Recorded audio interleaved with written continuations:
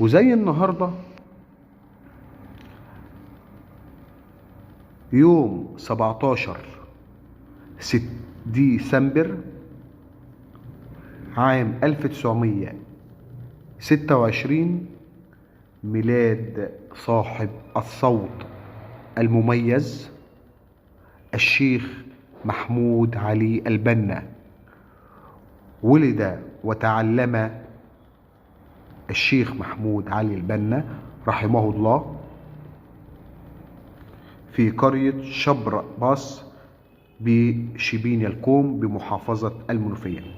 تاريخ الميلاد 17 ديسمبر عام 1926. طبعا كلنا عارفين مين هو محمود علي البنا رحمه الله. تاريخ وفاته يوم 20 يوليو عام 1985. لو لسه فاكر الشيخ محمود علي البنا ادعيله بالرحمة.